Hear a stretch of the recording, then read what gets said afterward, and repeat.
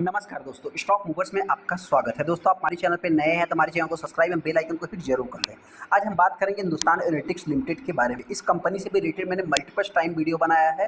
हालांकि हमने एक कुछ समय पहले ही वीडियो बनाया था, उसमें हमने बताया था कि इस कंपनी में एक बेस्ट बाइंग अपॉर्चुनिटी है। अगर ये कंपनी 40 के लगभग आप कह सकते हैं 4000 के आसपास आती है तो आप चाहे तो इसको एक बेस्ट बाइंग अपॉर्चुनिटी मान सकते हैं। हालांकि दोस्तों उसके आसपास ये कंपनी आई भी थी और फिर आप कह सकते हैं कंपनी ने कमबैक कर लिया। तो मेरे पॉइंट दोस्तों, आज भी इस स्टॉक में एक मौका हमको दिखता है। मैं ऐसा क्यों बोल रहा हूँ उससे रिलेटेड मैं आगे डिस्कस करूँगा। वहीं पे बहुत सारे टेस्टर की रैली मिस हो गई है। 25% के आसपास ये कंपनी डिस्काउंट पे अवेलेबल है, आप चाहे तो बाई कर सकते हैं। मैं ऐसा क्यों बोल रहा हूँ उसके पीछे का लॉजिक मैं आगे समझूंगा।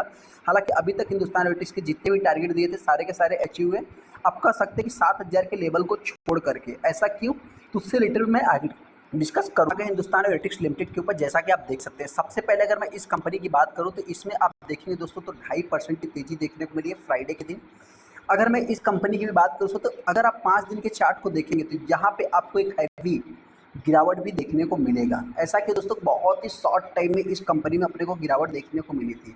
देखिए, आपको पता है कि अगर आपके पास कई सारे प्रोडक्ट हैं तो उसमें अगर मान लीजिए एक प्रोडक्ट से रिलेटेड कोई भी नेगेटिव न्यूज़ आता है तो उसका थोड़ा सा आप अगर मार्केट में लिस्टेड है तो आपकी कंपनी के ऊपर इम्पैक्ट पड़ता है। हालांकि वहीं पर अगर आप मार्केट में लिस्टेड नहीं है तो आपकी कंपनी के ऊपर कोई फर्क नहीं पड़ता है। वो जो है कि मतलब ये प्रोडक्ट ख़राब है सही है उससे कोई भी मतलब मार्केट को लेना देना नहीं रहता है। सेकंड, अगर मैं इस कंपनी की बात करूँ तो अभी देखिए होता क्या है कि कोई भी एक छोटी कंपनी अगर कुछ समय के लिए वो भागती रहती तो बड़ी होती चली जाती। अभी देखा जाए तो 3 लाख करोड़ के नीचे इसका मार्केट कैप आ गया है। 35 के पी पे कंपनी मिल रही है और सेक्टर का लीडर भी है। ऐसा नहीं कि मैं इस कंपनी को जो है कि मतलब बहुत ज़्यादा पॉजिटिव ले रहा हूँ। देखिए, एक इम्पॉर्टेंट पॉइंट यही है कि इस कंपनी ने अभी तक के जितने भी रिजल्ट को पेश किया है सारा का सारा रिजल्ट कंपनी का बेस्ट है। मार्केट भी इसको ज़्यादा से ज़्यादा मतलब कि पार्टिसिपेट भी किया है। और वहीं पे देखा है तो इसमें तेज़ी नहीं आने के पीछे का जो सबसे बड़ा रीज़न है, आप कह सकते हैं कि बजट में डिफेंस से रिलेटेड कुछ ज़्यादा खास अनाउंसमेंट नहीं हुए, जिसके कारण आप कह सकते हैं कि ये स्टॉक नहीं चला। सेकंड, अगर मैं इस कंपनी की भी बात करूँ तो इससे रिलेटेड आपको डेली बेसिस पे कुछ न कुछ न्यूज़ भी देखने को मिलेंगे। यहाँ पे आप देख सकते हैं कि बुलिश मार्केट में भी जो कि इस स्टॉक में 5% की गिरावट दिखाया था। यहाँ पे देखेंगे जो कि मतलब हमने आपसे बताया ना कि छोटे मोटे न्यूज इस स्टॉक से रिलेटेड आपको देखने को मिलते ही रहेंगे। हालांकि दोस्तों न्यूज में जो सबसे बड़ा इम्पैक्ट पड़ता है आप कह सकते हैं कि पीएसयू स्टॉक। पीएसयू ये भी स्टॉक है दोस्तों। पीएसयू कंपनी में जो भी मतलब एक छोटी मोटी कंपनियों में कोई भी प्रेशर होता है तो आप कह सकते हैं कि पूरा सेक्टर में जितने भी स्टॉक आते हैं सब में थोड़ा सा इम्पैक्ट पड़ते हुए दिख जाता है। तो इन सब चीज़ों को आप नोट करके फिर चाहे तो आगे बढ़ सकते हैं। देखिए, मेरा मतलब ये नहीं कि मैं कंपनी को बहुत ही ज़्यादा पॉजिटिव ले रहा हूँ। मैं इतना ही कहना चाहता हूँ कि अगर हर वीडियो में यही बताता हूँ कि गवर्नमेंट को कुछ भी एक्सपेक्टेशन करके चलना है एयर डिफेंस से रिलेटेड तो हिंदुस्तान एरोनॉटिक्स से इनको एक्सपेक्ट करके चलना ही पड़ेगा। क्योंकि मतलब इनके पास एक ही ऑप्शन है। हालांकि मार्केट में आप सभी लोगों को पता है कि हिंदुस्तान एरोनॉटिक्स किसी भी प्रोजेक्ट को पूरा करने के लिए कोई ऐसा नहीं कि यही कंपनी पूरा करेगी। बहुत सारी छोटी छोटी कंपनियों का इनको सहारा लेना पड़ेगा फिर जाके ये कंपनी आगे बढ़ेगी। लेकिन जो डायरेक्टली किसी भी चीज़ का इम्पैक्ट पड़ेगा आप कह सकते हैं कि हिंदुस्तान एरोनॉटिक्स के द्वारा ही पड़ते हुए दिखेगा। वहीं पर अगर मैं कंपनी की बात करूँ तो ये कंपनी अभी देखा है तो 3% की तेजी दिखाया था फ्राइडे के दिन। हालांकि उसके पहले की बात करूँ तो आप कह सकते हैं कि 5-4% के आसपास गिरावट भी देखने को मिली। 35 लाख टोटल शेयर ट्रेड हुए हैं। 35% के आसपास माल डिलीवरी में उठाया गया। कंपनी की अगर मैं हाई की बात करूँ तो आप कह सकते हैं कि ये कंपनी लगभग 5674 रुपये से आज जो है कि 45 यहाँ पे अगर आप देखें तो इसका जो करंट प्राइस देखने को मिल रहा है 4231 के आसपास, मतलब 4231 रुपये 32 रुपये के आसपास ये कंपनी चल रही है। मतलब देखा जाए तो 4350 रुपये के आसपास ये कंपनी चल रही है। तो देखा जाए तो अभी तक देखिए इस कंपनी ने रिटर्न भी बना के दिया है।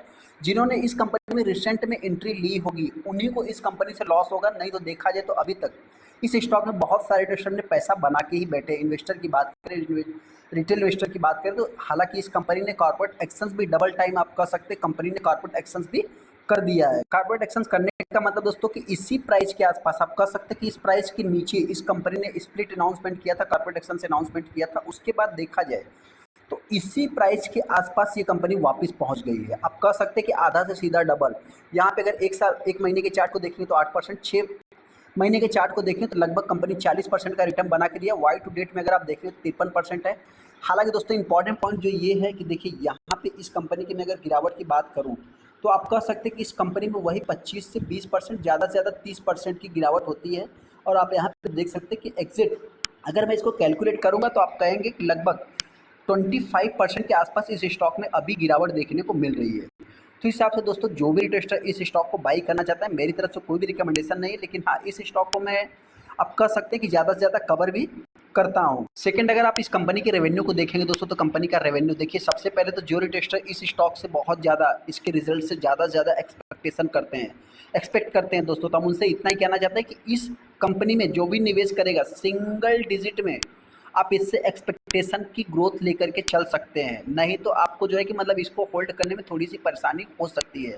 हालांकि वहीं पर अगर मैं नेट इनकम की बात करूँ, नेट इनकम भी इनका अच्छा ही है, मतलब देखा जाए तो अभी तक कंपनी रिजल्ट भी अच्छा खासा इंप्रूव कर रहे थे। इन सब चीज़ों को नोट करके फिर चाहे तो आप आगे बढ़ सकते हैं। ऐसा ही नहीं दोस्तों, यहाँ पे आपको देखना क्या है, सबसे पहले देखिए एक ट्रेंड लाइन की अगर मैं बात करूँ तो आप कह सकते हैं कंपनी का जो पहले 7 डिजिट का था, मतलब 7% था, उसके बाद 9 हुआ, अभी 10 हुआ, और टीटीएम में देखा तो 13% है।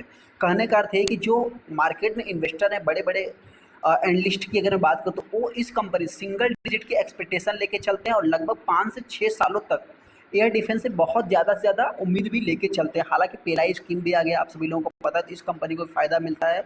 सेकंड, देख सकते हैं कि यहाँ पे प्रॉफिट ग्रोथ भी कंपनी का अच्छा है, सीजीआर तो कंपनी ने अच्छा बना के दिया ही है, तो बहुत ज़्यादा डीप में जाने की जरूरत नहीं। हालांकि ये एक सरकारी कंपनी है तो इसके ऊपर डेट भी न के बराबर है। यहाँ पे अगर कंपनी के शेयर होल्डिंग पैटर्न को भी देखेंगे तो आप देखिए, यहाँ पे जो प्रमोटर है ये कभी सेल करते नहीं जल्दी, तो ऐसे कभी आने वाले फ्यूचर में सेलिंग होती है तो बात अलग है। लेकिन यहाँ पे एफआईज और डीआईज की बात करूँ तो जो गिरावट के पीछे का मतलब थोड़ा सा आप कह सकते हैं प्रॉफिट बुकिंग देखने को मिली थी, इसका भी कोई इतना खास कुछ इम्पैक्ट पड़ते हुए नहीं दिखा। फिर भी देखा जाए तो कुछ इन्होंने सेलिंग किया है। ऐसे में जो भी इन्वेस्टर इस स्टॉक को बाई करेगा, मेरी तरफ से कोई भी रिकमेंडेशन नहीं, आप अपना खुद का एनालाइज करके फिर चाहे तो आप डिसीजन ले सकते हैं। हालांकि दोस्तों मेरी तरफ से जो बाइंग की रिकमेंडेशन तो नहीं है फिलहाल की, अगर मैं बात करूँ तो इस प्राइस पे आप चाहे तो बाई कर सकते हैं। गिरावट होती है तो 4000 के आसपास से कंपनी आ सकती है। वहीं पे अगर मैं तेजी की बात करूँ तो देखिए, मार्केट है किसी भी डायरेक्शन में जा सकता है। इस समय मार्केट में भी एकदम मतलब कि लोगों की जो एक्सपेक्टेशन थे उसके विपरीत ही चल रहा है। तो यहाँ पे मतलब कि देखिए, मार्केट है, किसी भी बात की गारंटी नहीं हो सकती कि मतलब ये स्टॉक 4000 के नीचे नहीं आएगा, कोई फिक्स नहीं है, किसी भी डायरेक्शन में जा सकता है, मार्केट है। हालांकि तेजी की बात करूँ तो आने वाले समय में ये कंपनी मेरे पॉइंट से अगर 4700 के लेवल को तोड़ती है तो 5000 के लेवल को टच कर सकती है। दोस्तों वीडियो अच्छा वीडियो को लाइक कर दो, चैनल को सब्सक्राइब कर देंगे दोस्तों।